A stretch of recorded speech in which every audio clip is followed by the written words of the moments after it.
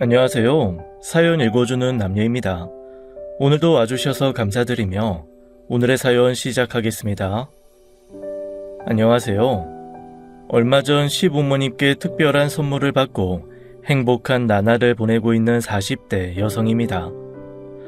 지금까지 새롭게 들어온 젊은 동서 때문에 많은 우여곡절이 있었고 그로 인한 마음고생도 심했지만 살다 보니 덕은 내가 베푼 만큼 돌아오고 욕심은 말과 행동에서 드러나 결국 화가 되더라고요. 그간의 고생이 무색해질 만큼 마음이 가뿐하고 매일매일이 즐겁습니다. 저는 성인이 되자마자 고아가 되었습니다.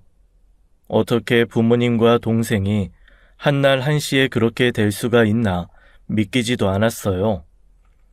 남들은 평생에 겪으려야 겪기도 힘든 비극적인 일이 왜 나한테 일어났나 하늘이 원망스럽기도 하고요. 성인이 되었지만 고작 막 미성년자를 벗어나 어른의 길목에 들어선 시기였거든요. 앞으로 혼자서 어떻게 살아야 하나 그저 막막해서 가족을 따라가고 싶은 마음만 가득했던 때였죠. 친가 외가 친척이 있긴 했지만 어느 하나 의지할 만한 어른은 없었어요.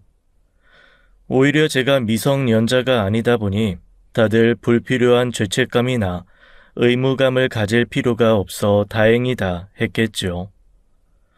그 와중에도 자기 힘든 사정을 토로하며 가족의 사망보험금을 탐내는 친척도 있어 더 꽁꽁 숨고 싶어지더라고요.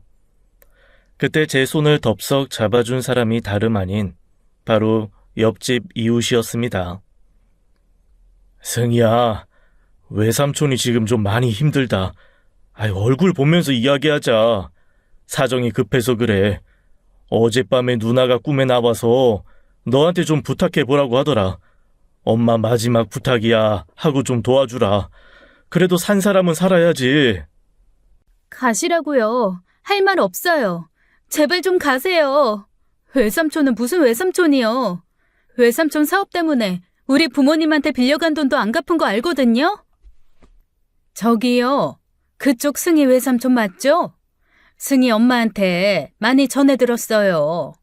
그동안 그쪽 때문에 승희 엄마가 승희 몫으로 들어둔 적금 통장도 여러 번 깨고 한 번도 받은 돈이 없어서 결국 연을 끊고 살았다던데 지금 뻔뻔하게 무슨 돈까지 건드리는 거예요? 아니, 그쪽이 뭔데 나서요?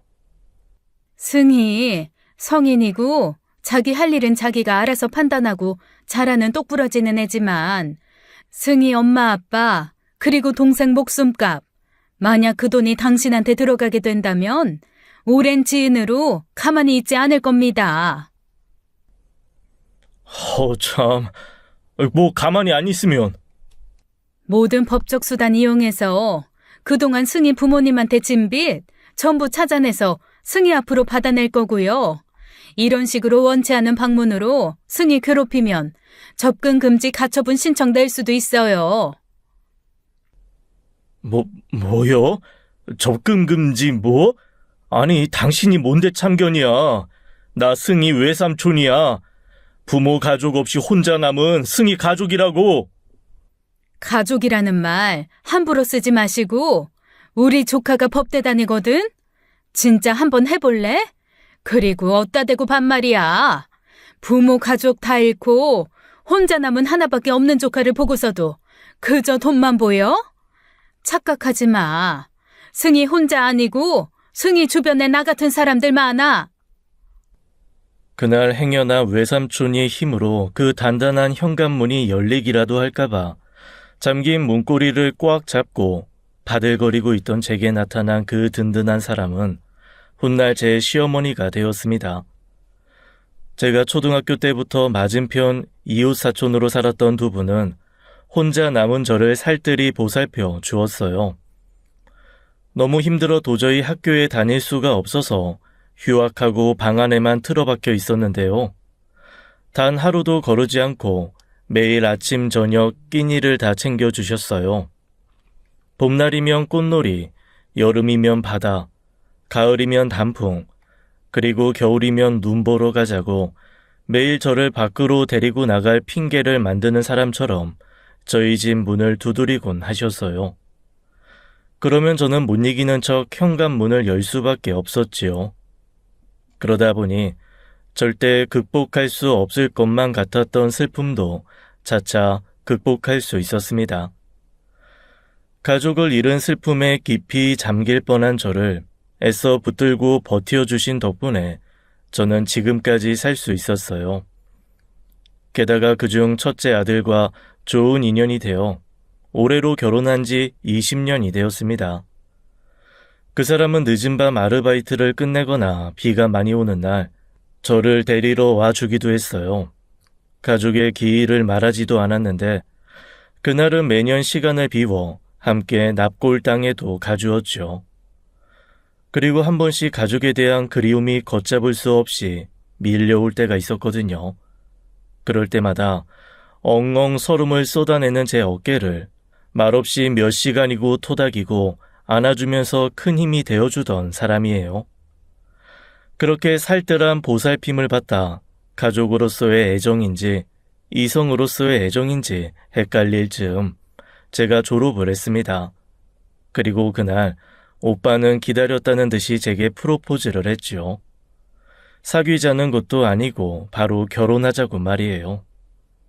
물론 저는 거절을 했었습니다. 워낙 사려 깊고 마음씨가 착한 사람이라 제 상황 때문에 동정심이 앞서 그런 거라고 생각했으니까요.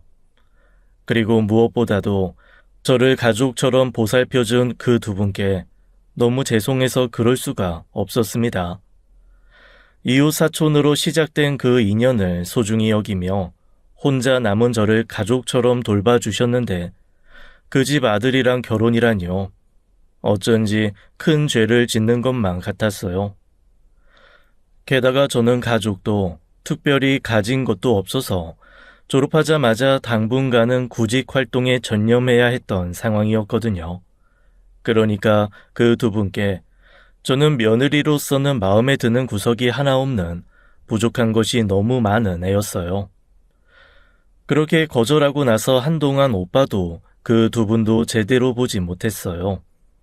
제가 무작정 피하기만 하니 그 두 분은 영문도 모른 채 걱정하시면서 매일 찾아오고 연락하셨죠. 하지만 저는 이런저런 핑계를 대면서 마치 없는 사람처럼 지냈어요. 그러다 보니 점점 다시 혼자가 되는 것만 같아 서글프더라고요. 새삼스럽게도 그 몇 년 사이에 제가 그분들에게 많은 의지를 했다는 것도 깨달았고 매일같이 붙어 다니다가 오빠를 만나지 않게 되면서 오빠를 향한 제 마음을 더 확실하게 알 수 있게 되었습니다. 그래서 더 힘들었어요. 사고로 온 가족들이 다 저를 두고 먼 길을 떠났던 것처럼 이번에도 가족 같은 사람들과 한순간에 남이 되었다는 생각이 들자 저는 세상에 그저 혼자 남겨진 외톨이 같더라고요. 그러다 너무 속상한 마음에 혼자서 술을 엄청 마셨습니다. 지금은 시아버지가 반주 친구가 되어 어느 정도 대작을 할 수 있는 수준인데요. 그때는 한 잔만 마셔도 온몸이 새빨개질 정도로 술을 잘 못했었어요. 혼자서 소주 한 병을 울면서 마셨던 것까지는 기억나는데 그 뒤로는 완전히 필름이 끊긴 거예요. 정신을 차렸을 때는 제가 집이 아닌 무려 옆집에서 눈을 떴죠. 정말 소스라치게 놀라 벌떡 일어나신 적 있으신가요? 저는 눈을 뜨자마자 직감적으로 제가 술을 마시고 큰 실수를 한 것이 틀림없다는 것을 깨달았습니다. 그리고 그 자리에서 일어나 아무도 없는 방에서 발만 동동 굴렀죠. 제가 눈을 뜬 곳은 무려 오빠 방이었어요. 어떻게 하면 좋냐고 혼자서 소리 죽여 야단 법석을 떨고 있는데 갑자기 문이 벌컥 열리는 겁니다. 정말 영영 열리지 않았으면 좋겠다고 생각할 정도로 온몸이 시뻘겋게 달아오르는 것이 느껴지더군요. 문을 열고 들어온 사람은 예상하셨겠지만 지금은 시어머니가 된 아주머니였습니다. 네, 제가 술을 마시고 시댁으로 쳐들어와 소위 말하는 술주정을 부린 겁니다. 오빠랑 결혼하면 안 되겠냐? 결혼해서 진짜 가족 되면 안 되겠냐? 솔직히 말하면 오빠가 좋기는 하지만 아줌마랑 아저씨가 더 좋다 하고요. 그때 이미 오빠로부터 이런저런 상황을 전해 들은 뒤라 시부모님도 고민이 많으셨다고 해요. 제가 며느리로서 자격이 부족해서가 아니라요.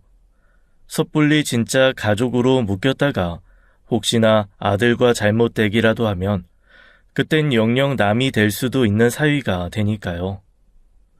오빠에게도 어중간한 동정심이나 측은지심이 아닌 진심을 다시 돌아보라고 시간을 주셨다고 하더라고요. 그리고 그날 저녁 결국 가족이 되겠구나 싶어 체념이 되면서도 무엇보다도 기쁘셨다고 해요. 그렇게 저는 오빠랑 결혼을 했습니다. 딸 같은 며느리는 없다고 하지만 저는 그분들에게 딸이 되었고 그분들은 이웃집 아저씨 아주머니가 아니라 제 부모님이 되신 거지요. 신혼집은 자연스레 제가 살던 집이 되었어요. 결혼한 지 20년이 되었는데 아직도 매일 아침을 시부모님과 함께하고 있다면 믿어지시나요? 사실상 합가나 다름없는 생활을 오랫동안 하고 있지만 한 번도 그것에 대한 불만이나 불편함은 없었습니다. 친정집에 드나든다고 해서 불편함이 없듯이 말이에요. 남편 밑으로는 동생이 하나 있는데 남편과 터울이 많이 나는 늦둥이에요. 제가 결혼할 때까지도 중학생이었으니 자연히 결혼도 저희에 비해서 늦었죠. 연애는 하는지 통 여자친구를 보여주지 않던 시동생이 처음으로 결혼할 여자를 데리고 온 것이 2년 전이었어요. 시동생도 어린데 결혼할 여자도 연하다 보니 저랑은 상당한 나이 차이가 나더라고요. 꽃집을 운영하는 동서를 친구에게 소개받은 후 1년 정도 연애를 했다고 들었습니다. 시동생이 저나 남편에 비해 어린 것이지 시부모님 입장에선 이미 홍기가 넘은 터라 은근 걱정이 많으셨어요. 그래서 더 늦어지면 어쩌나 싶을 때 데리고 온 여자라서 다들 반기는 분위기였어요. 게다가 얼굴이 조망만하고 무척 예뻐서 저래서 결혼한다고 했구나 했지요. 그 애기가 언제 커서 저렇게 예쁜 여자친구를 다 데려왔나 싶어 기특하기만 하더라고요. 그런데 처음 시댁에 방문한 동서가 집에 오자마자 소스라치게 놀라며 시동생 뒤로 쏙 숨는 거예요. 어머, 웬 개? 내가 말 안 했나? 우리 집 강아지 두부랑 차차야. 말 좀 해주지. 죄송해요. 제가 개털 알레르기가 있어서요. 그 강아지는 시어머니가 무척 예뻐하는 하얀 게 두부와 차차였어요. 함께 유기견 센터에 가서 데려온 이제 10살, 8살이 된 노견이었죠.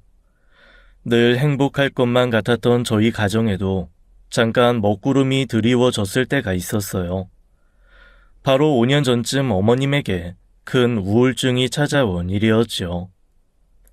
늘 우리 집이나 시댁은 저희 아이들도 복작복작하고 저희는 아침 저녁으로 시부모님을 찾아뵙고 있었어요.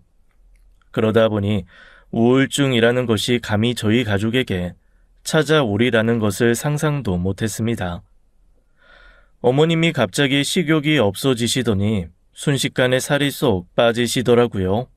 늘 기운이 없고 어딜 가자고 해도 피곤하시다며 마다하시고 늘 저를 향해 방긋방긋 웃어주시던 분은 사라져버렸어요. 사람의 몸에서 그렇게 한순간에 반짝반짝 빛나던 기운이 사라질 수 있다는 것을 처음 본 것입니다. 제가 그때 그 이야기를 하자 남편이 그러더라고요. 20살, 제가 온 가족을 잃고 혼자 남은 제가 딱 그랬다고요. 그 말을 들으니 덜컥 겁이 났습니다. 그때 제가 어땠는지 누구보다도 제가 더 잘 아니까요. 큰 병이 있나 싶어서 건강검진도 했지만 몸에는 문제가 없었고 여러 가지 검사 끝에 우울증 진단을 받았습니다. 저는 가만히 있을 수가 없었습니다. 제가 세상에 등지고 아무도 없는 곳으로 가고 싶다고 생각했을 때 제게 선뜻 손을 내밀었던 분이 시어머니셨어요. 늘 마음을 다했다고 생각은 했지만 그때야말로 제가 온 힘을 다해 시어머님을 돌봐야 한다는 생각이 들었죠. 저는 평소보다 1시간을 더 빨리 일어나 시댁으로 가서 아침을 차렸어요. 시어머니는 애써 챙겨주시니 식탁에 앉기는 하셔도 먹는 둥 마는 둥 하셨죠. 함께 드라마를 봐도 어머님은 마치 딴 생각에 잠긴 것처럼 집중하지 못하시고요. 그래도 저는 포기하지 않고 귀찮으리만큼 옆에서 조잘거렸습니다. 어느 정도였냐면 딱 사춘기에 접어든 제 딸이 엄마 너무 무심하다고 사춘기 딸은 보이지도 않냐고 운 적도 있었어요. 그런 딸을 앉혀두고 사과하며 제가 왜 그렇게 시부모님의 건강에 예민한지 이야기해 주었죠. 외할아버지와 외할머니 그리고 이모가 사고로 돌아가셨다는 것만 들었지 딸은 자세한 것은 알지 못했어요. 20살에 온 가족을 잃고 혼자 남은 엄마를 따뜻하게 안아준 할머니와 할아버지 이야기를 듣고 눈물을 흘리더라고요. 딸은 괜히 엄마랑 할머니 힘든데 투정 부려서 미안하다면서 초등학생이었던 아들 케어를 도맡아 하더라고요. 학원 숙제도 봐주고 준비물도 챙겨주면서요. 그렇게 온 가족의 정성스러운 케어에 차츰 나아지시는 모습을 보이셨어요. 그리고 우연히 텔레비전에서 하던 유기견 센터에 관한 방송을 보시고 그날 밤 잠을 못 주무셨다고 해요. 버림을 받고 그저 죽음을 기다리는 개들이 눈에 밟혀서요. 다음 날 시어머니께선 텔레비전 속에 나온 유기견 센터에 가보고 싶다고 부탁하더라고요. 저는 깜짝 놀랐어요. 저를 비롯한 가족에게 뭘 해달라는 요구 한 번 한 적이 없었던 분이거든요. 안 갈 수가 없죠. 그날로 남편은 휴가를 냈고 온 가족이 경기도에 있는 유기견 센터까지 갔습니다. 마음 같아선 모든 개를 다 데리고 오고 싶었지만 안락사 시일이 가장 빠른 개 둘을 가족으로 맞이하게 되었습니다. 한 마리만 데리고 가자고 시아버님이 조심스러운 제안을 하셨지만 어머님은 2마리를 고집하셨어요. 8살이 된 차차까지 데리고 온 이유는 강아지 우울증에 걸렸다는 이야기 때문이었어요. 두부도 차차도 모두 잘 케어가 된 개였는데 나이에 비해 특별한 병이 있는 것도 아닌데 길에서 발견되었다 하더라고요. 2마리 다 특별한 이유도 없이 갑자기 한순간에 가족을 잃은 것이었습니다. 특히 차차가 유기견 센터로 온 뒤 우울증 증상의 밥도 거의 못 먹는다고 하더군요. 그 이야기를 듣고 그냥 올 수가 있었을까요? 그렇게 두부와 차차는 우리 가족이 되었습니다. 갑자기 집에 새 식구가 둘이나 생기니 분위기가 달라진 것은 말할 것도 없고요. 본인이 직접 케어해야 하는 존재가 생기자 시어머니는 빠르게 생기를 되찾았습니다. 그 뒤로 저희 집의 생활도 조금씩 달라졌습니다. 저희의 일과에 두부와 차차 산책이 더해졌고 야외 나들이를 갈 때는 늘 애견 반입 가는 카페를 찾았죠. 또한 한 번도 가보지 않았던 애견 운동장, 애견 카페 같은 곳을 가보게 됐다는 것 정도일까요? 뭐가 어찌됐던 시어머니는 그 뒤로 몰라보게 활력을 찾으셨어요. 5년이 지난 지금 온 가족이 그때만 생각하면 아찔했다는 이야기를 농담처럼 할 수 있을 만큼 나아졌지요. 그렇기에 두부와 차차가 저희 가족에게, 특히 시어머니에게 특별한 존재라는 것은 두말하면 입 아픈 사실이었어요. 그런데 갑자기 둘째 며느리가 될 동서가 개털 알레르기가 있다고 하니 시부모님이 놀라실 만도 했죠. 각각 두부와 차차를 안고 방에 들어가셨고 그렇게 개를 분리한 채 거실에서 만났어요. 동서는 여기저기 개털이 보인다는 둥, 벌써 옷에 개털이 붙었다는 둥 불평이 심했어요.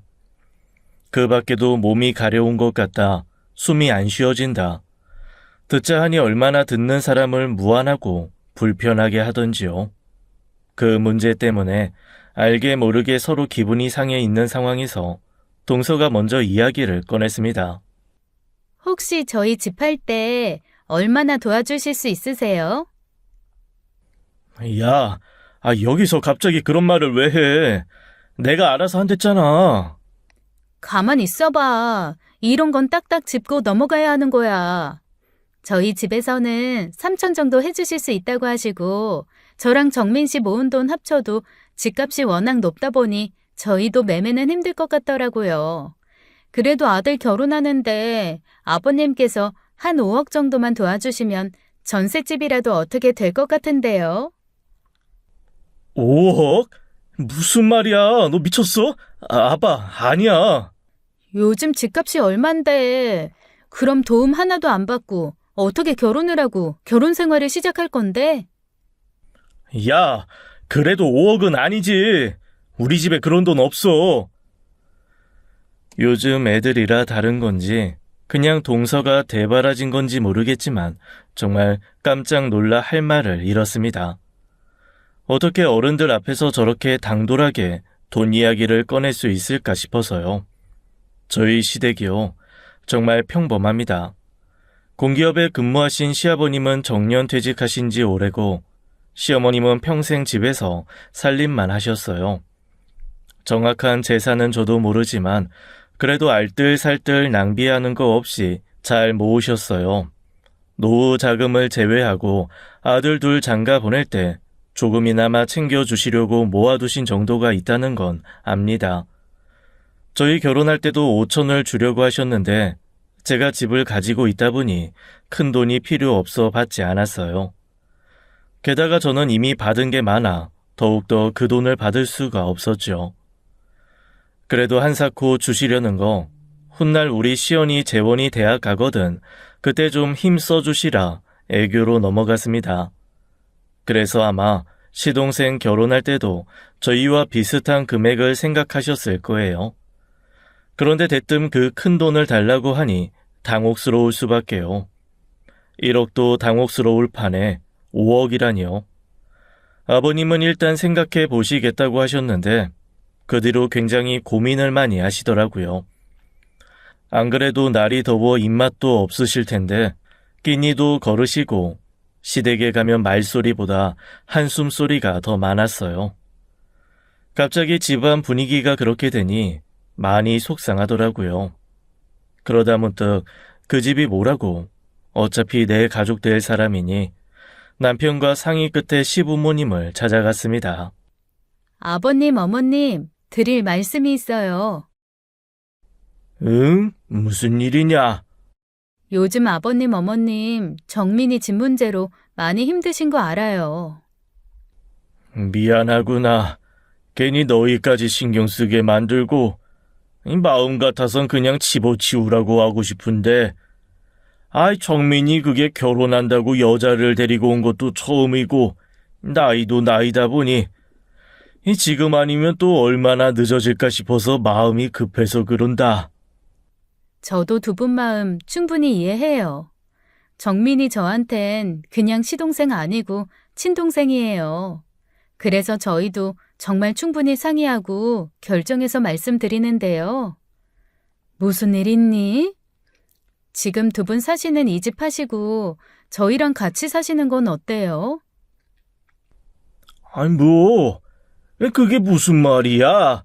안 된다. 워낙 오래된 집이긴 해도 팔면 정민이 서울에서 전셋집 얻는 데 도움 될 거예요. 그리고 우리 시연이 내년에 대학 가면 방도 남아요. 저희가 안방 드릴 테니까 저희 집에 와서 같이 살아요. 아니다. 지금 무슨 소리를 하는 거야? 못 간다, 나는. 차라리 집을 팔아 원룸에 들어가 살면 살았지. 승희 너한테 어떻게 신세를 지니? 안 된다. 어떻게 그런 말씀을 하세요? 그렇게 말씀하시면 제가 더 서운해요. 그래, 엄마. 우리 충분히 상의하고 내린 결정이야. 아무리 생각해도 그것만큼 좋은 방법도 없어. 아버지랑 엄마는 정민이 마음 편하게 장가 보내서 좋고, 뭐 우리도 엄마 아버지랑 살아서 좋잖아. 아이, 그게 말이 안 되지. 어떻게 둘째 장가 보내겠다고 내가 며느리 신세를 지냐? 안 그래도 너네 결혼할 때 한사코 안 받겠다 마다해서 준 것도 없는데 내가 무슨 면목으로 그렇게 해? 제가 받은 게 왜 없어요.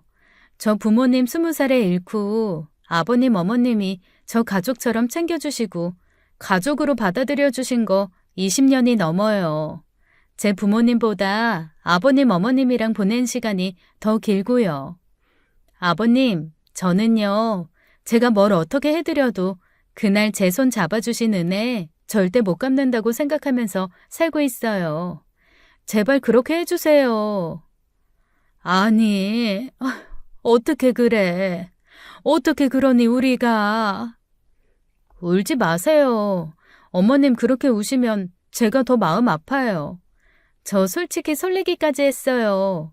앞으로 귀찮게 현관문 열고 갈 필요 없이 방문만 열면 어머님 아버님 계시는 거잖아요. 아유, 그 자식 드디어 장가 보내버리겠네. 난 후련해. 귀염둥이 누뚱이가 아니라 아주 애물단지였어. 시원하게 보내줍시다. 내가 정말 너네한테 이 면목이 없다. 면목이 없어. 고맙다. 고마워. 내가 너한테 이걸 어떻게 다 갚니? 어떻게 갚아? 그렇게 시부모님은 집을 판 돈으로 시동생 장가를 보냈습니다. 그때 시부모님을 설득하기 위해 한 말은 조금의 거짓도 없는 진심이었어요. 아이들이 제 할아버지 할머니를 많이 따르니 다행이었지요. 다만 시부모님은 결단코 안방은 들어가실 수 없다고 하셔서 저희가 쓰려고 했던 둘째 재원이 방을 내어드렸어요. 모두 찬성한 선택이었지만 갑자기 자기 방을 잃고 유목민 신세가 된 재원이만 약간의 불만이 있었지요. 남편이 게임 시간을 늘려주고 미안한 마음에 시부모님이 챙겨주신 용돈에 그 불만은 금방 쏙 들어갔지만요. 집 문제로 시동생 내외를 불렀을 때 동서만 따로 불렀어요. 시부모님이 이렇게나 마음 써주셨으니 자주 전화를 드리고 신경을 써주셨으면 좋겠다는 말을 넌지시했어요. 제 앞에서는 퉁명스럽게 네 하고 말더니 다 같이 모인 자리에서 그러더라고요. 재민 오빠가 그러는데 형님 이 집에서 거의 딸이라면서요? 저는 솔직히 딸 같은 며느리 그런 거 없다고 보거든요. 저는 형님처럼 그렇게 못해요. 명절이나 어버이날, 생일 그거 다 챙기면 거의 매달 와야 할 텐데 서울에서 여기가 보통 거리도 아니고 그렇게 하기는 힘들 것 같아서 미리 말씀드려요. 기대하고 계실까 봐. 아무리 그래도 그런 말은 좀 그렇다. 게다가 이 자리는 동서가 말한 대로 아버님이 무리하게 집까지 빼주면서 돈 해주시겠다고 부른 자리인데. 그건 감사드려요. 집까지 뺏어 주실 줄은 몰랐는데. 이렇게까지 해주시니 당연히 감사하죠. 근데 솔직히 그거 어차피 오빠 명의로 주시는 집인데 제가 뭐 그 이상 하긴 좀 어려울 것 같다는 거예요. 요즘 애들이라 그런가 했더니 그냥 당돌하고 대바라진 애였습니다. 시부모님이 할 말을 잃고 아무 말도 안 하는데 그 자리에서 제가 나서서 뭐라고 하기도 어렵더라고요. 제가 모시고 살게 된 거긴 하지만 어쨌든 나서도 시부모님이 나서야 하는 자리라고 생각했으니까요. 이러나 저러나 결혼시키려고 한 거 며느리 자리가 마음에 안 들어도 아들이 마음에 든다고 하니 그냥 진행하셨어요. 큰 기대를 하지 않으면 서운해할 것도 없다시면서요.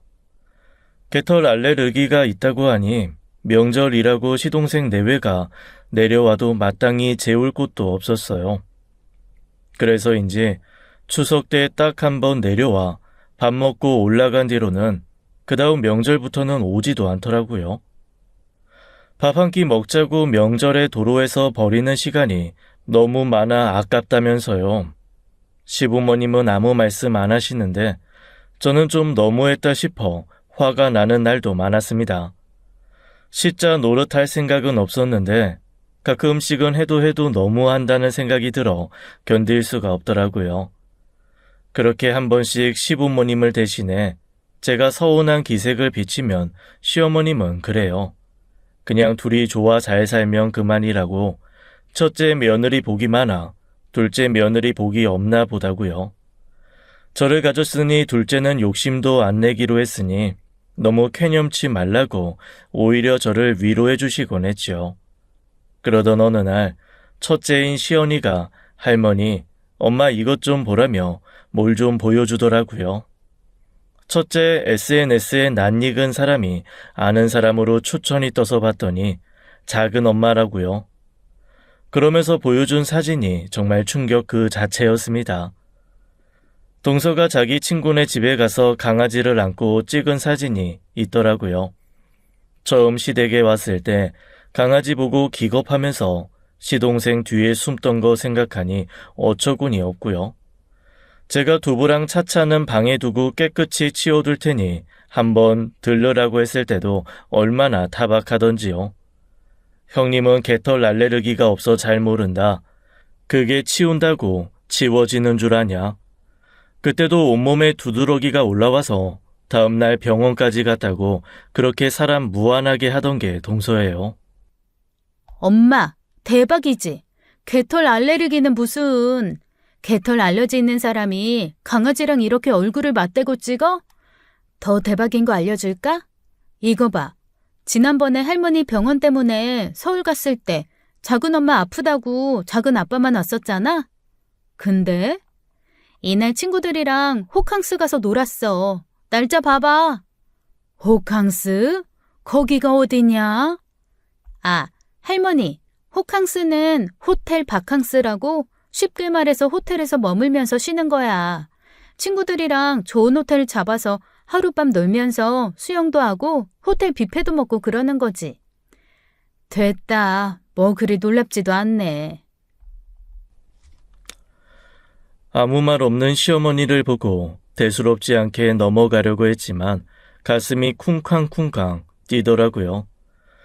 어떻게 어른을 그렇게 당당하게 속이나 싶었으니까요. 사람이 작은 거짓말을 해도 심장이 쿵쿵 뛰고 마음이 쓰이기 마련이잖아요. 그런 거짓말과 변명을 하면서 그동안 시부모님을 속여왔다는 것이 너무 괘씸하고요. 게다가 그 동서의 거짓말을 시동생이 동조했다는 사실도 너무 충격적이었습니다. 제가 아는 재민이는 그런 애가 아니었으니까요. 어려서 오냐 하고 자란 편이긴 하지만 그렇다고 경우 없이 굴거나 예의 없는 행동을 한 적도 없고요. 남편이 시동생이라도 불러다 한 소리 하려고 했는데 두 분이 그냥 두라고 하셔서 모른 척하고 넘어갔습니다. 그러던 어느 날 정말 말도 안 되는 큰일이 생겼습니다. 후식으로 먹을 딸기를 씻고 있는데 거실에 앉아 TV를 보시던 시아버지가 갑자기 괴성을 지르는 것이 아니겠어요? 왜? 아버지 왜 그래? 아버님, 왜 그러세요? 됐다. 됐어. 뭐가 됐다는 거예요? 갑작스러운 난리통에 놀라 수도꼭지를 잠근 것도 잊은 채 거실로 뛰어나갔죠. 근데 시아버지가 웬 쪽지를 들고 텔레비전을 보더니 바들바들 떨고 있는 겁니다. 무슨 일이라도 났나 싶어 가슴이 철렁 내려앉았는데 알고 보니 시아버지가 들고 있는 것이 무려 로또였어요. 네, 1등에 당첨된 겁니다. 그 사실을 알고 순간 거실에 수초 동안 정적이 흘렀어요. 머리가 안 돌아갈 정도로 굉장히 놀란 거지요. 그리고 그 뒤는 뭐 난리가 났습니다.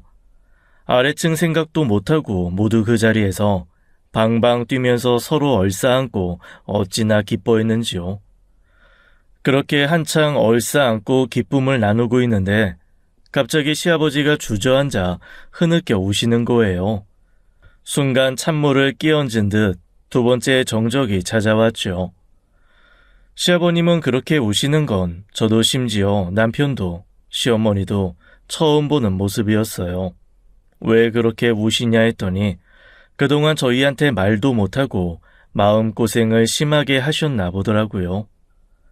내가 이 늦은 나이에 이 자식한테 도움은 안 돼도 패는 안 돼야 하는데 내가 너한테 짐만 되는 것 같아 마음이 좀 쓰였겠냐. 제일 고생하는 게 우리 며느리인데 너한테 남겨줄 것도 없고 그렇다고 나이도 많고 몸도 안 따라주니 일을 할 수도 없으니 내가 할 수 있는 게 이거 지푸라기 잡는 것밖에 없더라. 아버님, 왜 그런 생각을? 이제 됐다. 이제 됐어. 이제 여한이 없다 나는. 너한테 다 주마.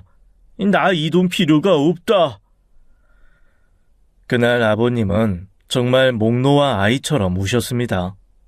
제가 무슨 고생을 한다고, 제가 하는 게 뭐가 그렇게 대단하다고, 이른이 넘은 노인이 그 마음의 짐을 가지고 그동안 얼마나 고생했으면 체면도 뭣도 없이 저렇게 엉엉 울 수 있는지, 제가 너무 무리하게 두 분을 모시려 한 건 아닌지 죄송스럽기까지 해서 그날 눈물바다가 됐었죠.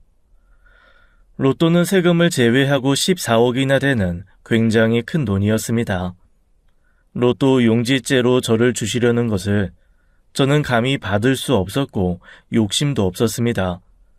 그저 시아버님이 그동안 홀로 지고 있던 마음의 짐을 내려놓을 수 있게 됐다는 것만으로도 너무 기뻤어요. 하지만 아버님은 뭐라도 해주고 싶다고 고집하셔서 오랜만에 온 가족이 백화점 나들이를 갔었죠. 생전 구경할 일도 없는 비싸고 좋은 옷 한 벌씩 얻어 입고 근사한 레스토랑에 가서 저녁도 먹었어요. 그리고도 시연이 남은 학비와 나중에 재원이 대학 가거든 그 학비까지도 책임져 주마 하시더라고요. 제가 더 바랄 것이 있었을까요? 같은 아파트에 다시 집을 얻어 나가시겠다는 거 간신히 붙잡아 정 그러시면 큰 집으로 옮겨서 같이 가자고 했어요. 제 집을 내놓고 보태겠다고 하니 그것도 마다하시고 그래도 부모님이 남기신 집이니 전세로라도 가지고 있으라고요. 결국 못 이기는 척 그렇게 하기로 하고 저희 식구가 모두 넉넉히 지낼 수 있는 집을 알아보고 다녔죠. 유일하게 마음에 걸렸던 거라면 첫째가 지낼 방이 없어 방학이 되어도 오래 머물다 가지 못한 거였거든요. 그 점이 해결된다고 하니 저도 더없이 기뻤고요. 일부러 말할 생각은 없는데 시동생이 시부모님이 다시 집을 보러 다닌다는 것을 알게 되었어요. 그러면서 자연히 시동생네도 시아버지의 로또 당첨 소식도 알게 되었죠. 설마 콩고물을 바라려나 했는데 아니나 다를까 그 투명하고 뻔한 마음을 드러내더라고요. 지난 설에도 전화 한 통으로 퉁 쳐놓고는 벼랑간 찾아온 겁니다. 네가 웬일이냐? 어머님, 지난 설에도 못 찾아뵙고 해서 왔어요. 명절엔 차가 너무 막히잖아요. 들어오려고? 안 된다. 사방이 개털이야. 아유, 괜찮아요. 저 약 먹고 왔어요. 그 옆에서 어색하게 웃는 시동생 얼굴을 보니 무슨 속내로 온 것인지 빤했죠. 전 결혼 후 너무 낯설어져 버린 시동생 얼굴을 보니 화도 나고 속상하기도 했습니다. 약을 먹고 왔다는 동서는 전에 없이 두부를 들어 보이면서 아주 예뻐 죽더라고요. 어머, 너는 왜 자꾸 예뻐? 어머니, 몇 살이라고 했죠? 아직도 너무 애기 같아요. 너무 들고 그렇게 흔들지 말아라. 슬개골이 안 좋으니. 아, 그래요? 미안해. 아팠지? 얘는 치치? 차차. 아, 차차. 차차야, 너는 또 눈이 왜 이렇게 예쁘니? 정말 두 눈 뜨고 보기 어렵더라고요. 그래도 손님이라고 뭐라도 제대로 내야 할 것 같아서 허둥지둥 하는데 시어머니가 아무것도 하지 말라고 하더라고요. 밖에서 사다 먹이고 보내자고요. 그래도 오랜만에 시동생 왔는데 시어머니가 해놓으신 반찬 먹여 보내야 하지 않을까요? 하니 시어머니는 먹을 자격도 없는 놈이라고 하시더라고요. 내심 많이 섭섭하셨던 겁니다. 동서는 그렇다 치더라도 시동생까지도 그렇게 난데없이 내외하는 사람처럼 굴면서 시부모님과 거리를 뒀으니까요. 그렇게 그날 외식을 하러 나왔는데 다들 자리를 비운 사이 동서가 슬쩍 다가오더라고요. 형님은 얼마 주신대요? 뭐? 에이, 뭘 모르는 척해요. 아버님이 얼마 주시기로 하셨을 거 아니에요. 더군다나 형님 집에서 사셨는데 크게 챙겨주시기로 하셨겠죠? 받기로 한 거 없어.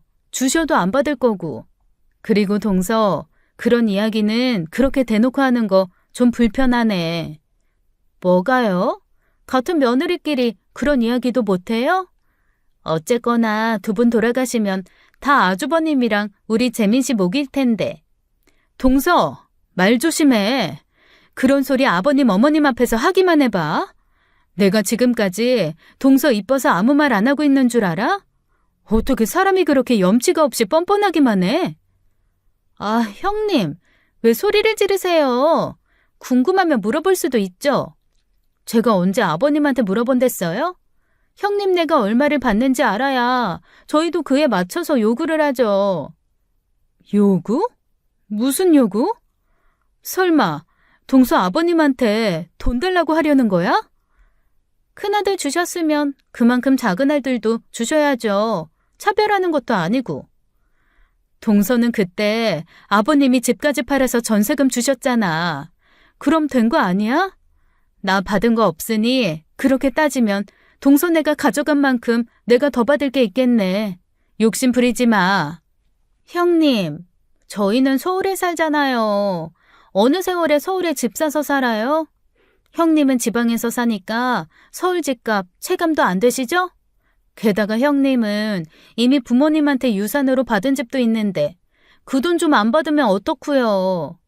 형님이 좀 도와주면 안 돼요? 전세금 그것도 부족해서 받은 대출이자 다달이 죽겠어요. 그거야 동서가 무리하게 형편에도 안 맞는 집을 구해서 들어간 거니 그렇지. 그러니 사람이 적당히 자기 분수 알고 살아야 하는 거야. 아, 도와주기 싫으면 마세요. 제가 알아서 할 테니까. 그날 밤에 소고기를 먹고 체해서 밤새도록 얼마나 힘들었는지요. 남편은 내내 등을 두드려주고 시어머님은 제 손을 따주셨어요. 시아버님은 언제 나갔다 오셨는지 그 밤에 24시 약국을 찾아다 소화제를 사오셨더라고요. 체한 게 그게 뭐라고 저 하나에 다 붙들려서 마음 써주시는지 저는 마음은 오히려 더 무거워지고 심란해졌습니다. 미워도 아들이라고 좋은 거 먹이고 싶으셔서 한사코 당신 돈 써가며 좋은 소고기 실컷 먹이고 보내셨거든요.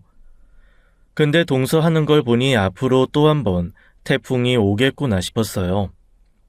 동서네가 다시 찾아온 것은 2주 뒤였어요. 네가 또 웬일이냐? 어머님, 쭈꾸미가 제철이라 부드럽고 맛있다고 하더라고요. 어머님, 아버님 기력 보충하시라고 좀 사왔어요. 형님, 이거 여기다 두면 돼요? 물 흐르잖아. 싱크대 안에 둬. 제가 손질할까요? 됐어. 아, 형님 살림이니까 제가 막 함부로 만지고 그러는 거 싫으시겠다. 그럼 저 그냥 저기 가만히 앉아 있을게요. 재민이는? 아, 오빠는 출근이요. 저는 오늘 꽃집 닫고 왔어요. 요즘 수강생도 별로 없고 해서. 어머, 두부랑 치치는 또 봐도 예쁘네. 치치 아니고 차차. 아차차, 맞다. 차차지? 어? 아차차? 너무 웃기지 않아요? 아차차래. 아차차가 더 귀여운데요? 우쭈쭈, 이리 와봐 차차야. 더라, 산책하러 갈 시간이니. 산책하러 가시게요? 저도 갈래요. 아서, 개털 알레르기도 있다면서. 약 먹고 왔죠. 제가 차차 데리고 갈게요. 시어머니는 못마땅해 하셨지만 나서서 산책을 시켜준다는데 거절하기도 못해서 그냥 그래라 하셨어요. 저는 동서가 갑자기 쭈꾸미를 들고 찾아왔으니 손질해서 해 먹이려면 꼼짝없이 주방에 있었어야 했죠. 그리고 얼마 지나지 않아 사달이 났습니다. 나간 지 20분이나 됐을까요? 갑자기 시어머니한테 전화가 왔는데 제대로 말도 못할 정도로 횡설수설하시며 우시는 거예요. 어머니, 어머니 왜 그러세요? 무슨 일 있으세요? 어떡하냐? 어떡하면 좋냐, 승희야? 왜요? 무슨 일인데요? 아이, 무슨 일이야? 모르겠어요. 어머님이 지금 너무 놀라셨는지 말도 제대로 못하시고. 이리 줘봐라. 어이, 당신 무슨 일이야 대체? 아니, 차차가. 아이, 차차가 어쨌다는 거야? 차차한테 무슨 일 생겼어? 차차가 없어졌어요. 작은 애가, 그래서 금방 차차가. 무슨 말을 하는 거야? 어디야? 아이, 거기 어딘데? 시아버지와 함께 다급하게 찾아간 곳은 아파트 단지와 멀지 않은 곳으로 늘 산책하던 공원이었어요. 그곳에서 시어머니가 두부를 아는 채로 발을 동동 구르고 울고 계셨죠. 알고 보니 동서가 차차의 목줄을 제대로 잡고 있지 않은 상황에서 줄을 놓쳐버린 거예요. 공유 킥보드가 공원 내로 진입하면서 차차가 놀라 뛰어가 버렸는데 잡을 새도 없이 사라져버린 거지요. 멀지 않은 곳에서 동서가 차차를 부르며 뛰어다니고 있고 시아버지와 저는 착잡하게 넓은 공원을 바라보았죠. 늘 오던 산책길이니 멀리 나가지 않았을 것 같지만 놀란 상태로 뛰어나간 거다 보니 걱정이 되더라고요. 공원이 워낙 길이 다양하고 넓은 데다가 근처 산길과도 연결이 되어 있거든요. 도로로 튀어나가지 않았을까, 산길로 숨어 버렸을까 생각하다 보니 저도 마음이 다급해지더라고요. 저도 그런데 시어머니는 오죽했겠어요. 어떡해요? 아무리 찾아도 안 보여요, 어머니.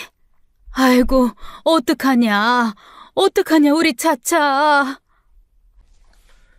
그러게 넌 왜 시키지도 않은 일에 나서? 네가 언제부터 여기까지 와서 애들 산책을 시켰다고? 죄송해요. 잘해보려다가. 너는... 아유, 됐어. 동서, 일단 어머니 많이 놀라셨으니까 모시고 집으로 가. 어머니, 제가 어떻게든 찾아볼게요. 들어가 계세요. 두부도 불안해하니까요. 승희야, 부탁한다. 차차 좀 꼭 좀 찾아다오. 걱정 마세요. 그렇게 말은 했지만 갑자기 튀어나가버린 차차를 어디서 찾아야 할지 막막했어요.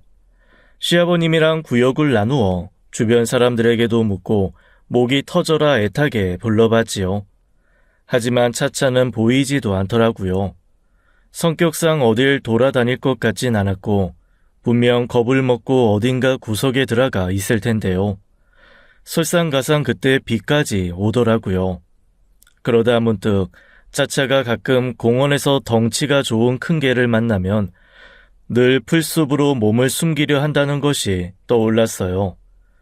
그래서 몸을 낮춰 풀숲을 샅샅이 뒤지며 공원을 돌았죠. 그리고 아주 운 좋게 작은 다리 밑에서 차차를 찾아냈습니다. 공원에는 밖으로 연결된 개천으로 이어지는 작은 개울물이 흐르고 있는데 그 다리 밑 풀에 몸을 웅크리고 있더라고요. 정말 얼마나 다행인지 차차를 발견한 순간 다리에 힘이 풀려 주저앉을 뻔했습니다. 비가 내리기 시작해 물이 불어나면 하마터면 차차가 물에 빠져 개천까지 떠내려갈 뻔했더라고요. 비가 오는지 개천의 물이 무릎까지 차올라 옷을 다 젖게 하는지도 모르고 차차를 찾아 어머님께 바로 연락을 드렸죠.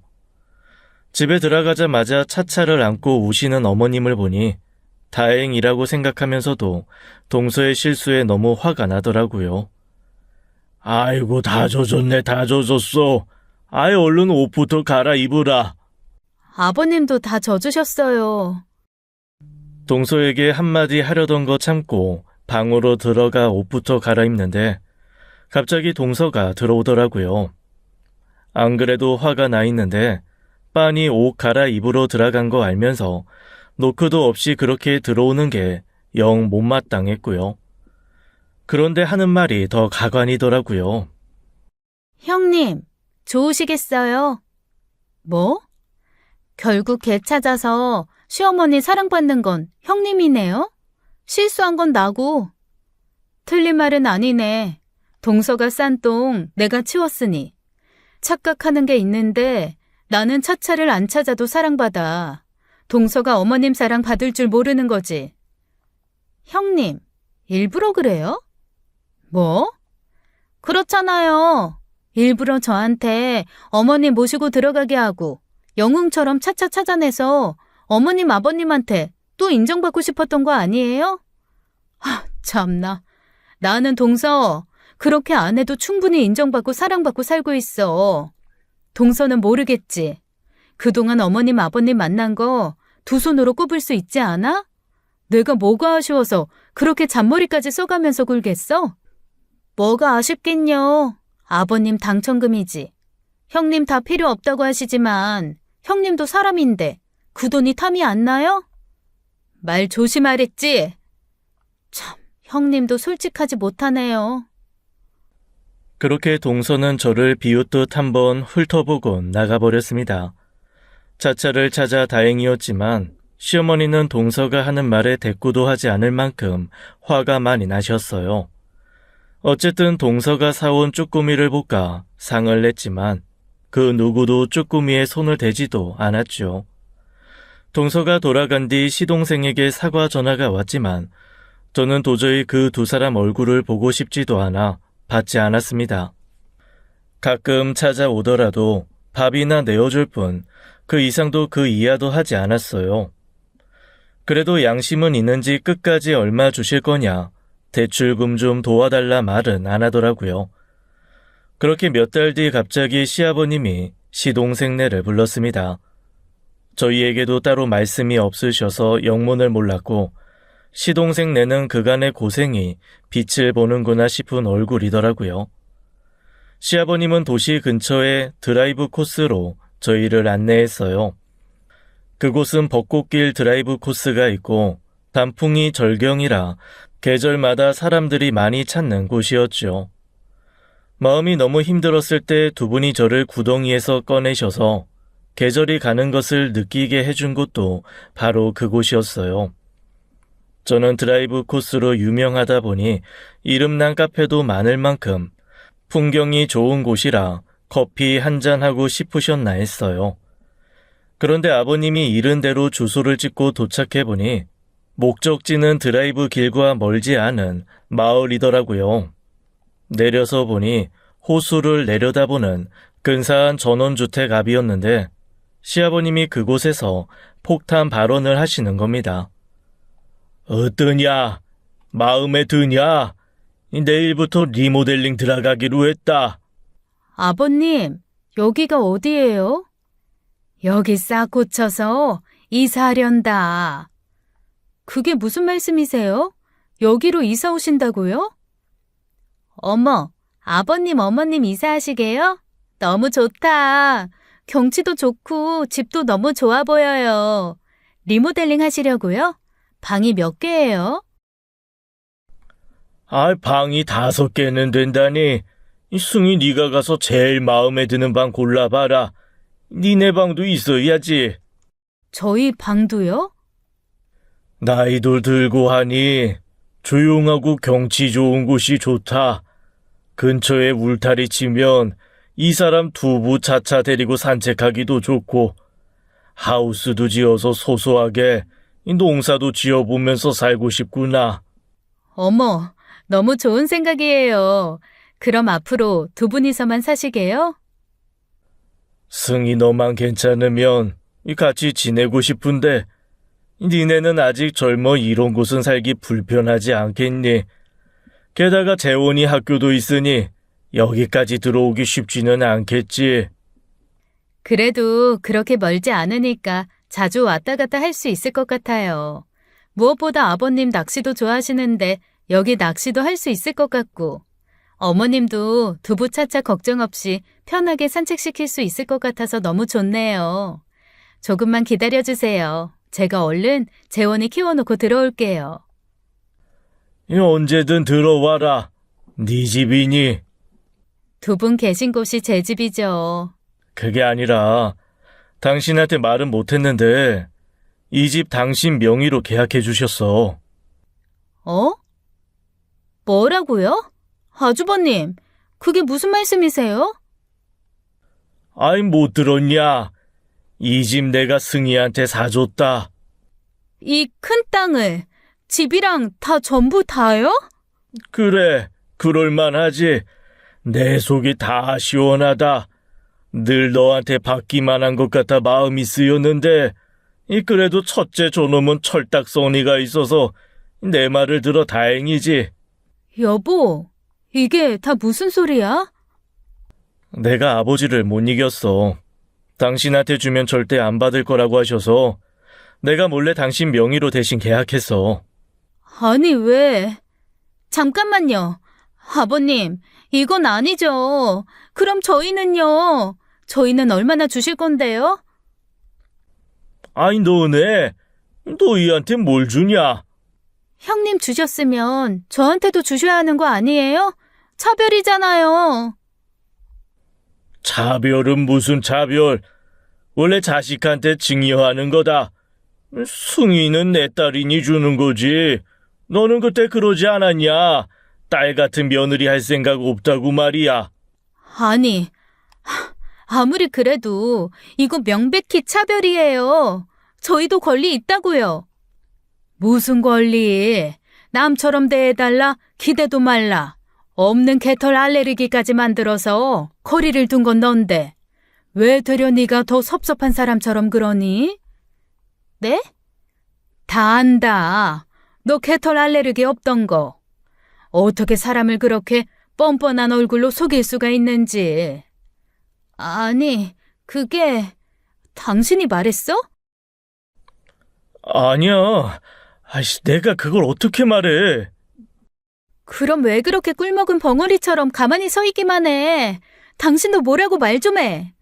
당신 몫을 형님이 다 가져간다는데 그렇게 가만히 있을 수가 있어? 내가 뭐라고 해? 그래, 그 몇 년간 가장 내 아름다운 얼굴이다. 그래도 넌 염치가 있구나. 세아가, 나는 너한테 더 이상 기대할 것도 바라는 것도 없다. 너네한테 준 그 5억도 과하다고 생각은 하다만 귀하게 키운 내 막둥이한테 아깝지는 않다고 생각하고 주마. 그러니 더는 서로 바라지 말고 그렇게 살자꾸나. 아버님, 저희는 서울에 살잖아요. 여기랑 비교도 안 되는데. 대출금도 많이 남았는데 이 집 사시고 그래도 남으셨을 거 아니에요. 남은 건 다 쓰고 죽을 테니 걱정 마라. 그래도 그렇지, 너무 과한 것을 받은 것 같다고 하니 남편이 그러더라고요. 아버지가 당신에 대한 고마움에 다 퍼주고 싶은 마음에 준 것도 맞는데 아버지가 가지고 있으면 결국 둘째 저거한테 마음 약해져서 다 줘버릴 것 같다고 하시더라. 게다가 재수씨가 허영도 좀 있는 것 같으니 돈 아까울 줄 모르고 의미 없이 다 써버릴 것 같다고 말이야. 걱정하지 말고 받아. 당신 받을 자격 있어. 정 부담스러우면 차라리 당신이 은행장이라고 생각하고 가지고 있으면 되지.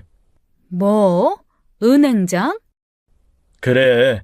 그리고 당신이 가지고 있다가 행여나 정민이 저거 생명에 위협을 받을 만큼 큰 문제 생기면 그때 조금만 도와줘. 동서요, 연을 끊고 살겠다고 하더랍니다. 시동생이 혼자 내려와서 그래요. 그동안 자기가 너무 자기만 생각한 것 같다고요. 처음엔 동서가 너무 좋아서 곁에 두고 싶은 마음밖에 없었더랍니다. 그런데 정신 차리고 보니 무리하게 돈을 받아 부모님을 형 집에서 힘들게 살게 한 것 같아 죄송했답니다. 개털 알레르기 핑계를 동조하려 한 게 아니라 부모님이 형 집에서 사는 걸 보면 죄책감에 들어오고 싶지 않았대요. 차라리 잘 됐다 싶어 거짓말을 보고도 모른 채 했다고요. 다행히 로또 당첨이 됐다고 하니 내심 이제 부모님 고생 안 해도 되겠다 싶어 좋았고요. 근데 동서가 그걸 또 욕심내는 걸 보니 자기도 이건 아니다 싶었던 거지요.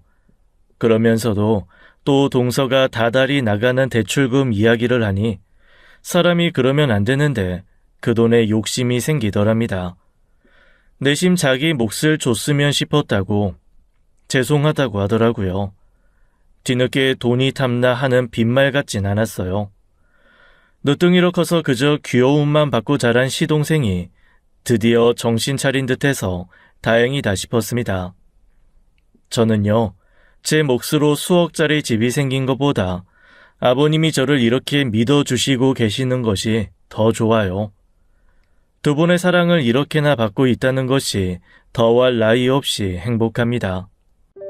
아가, 승희야, 내가 내게 덕을 베푸니 내가 너한테 덕을 베푸니 네가 내게 덕이 되어 돌아왔고 그 덕이 다시 너에게 간 거 아니겠냐. 그렇게 돌고 도는 덕을 베풀어야 하는 게 삶인데 너랑 그렇게 살아서 나는 참 좋구나. 그날 집으로 돌아와 제 손을 꼭 잡고 하시던 시어머니의 말씀은 아마 평생 잊히지 않을 겁니다. 언젠간 제게도 며느리가 생기면 그대로 돌려줄 수 있는 사람이 되어야겠다고 생각했어요. 한 번의 가족을 잃고 세상을 등지려 했던 제 20살의 저를 만날 수 있다면 꼭 말해주고 싶어요. 걱정하지 말라고요. 세상에서 가장 따뜻한 온기를 가진 분이 손을 내밀 테니 그 손을 믿고 꼭 잡아보라고 말이에요. 지금까지 사연 읽어주는 남녀였습니다. 끝까지 함께 해주신 여러분 감사드리며 저희는 다음 사연으로 돌아올게요. 감사합니다.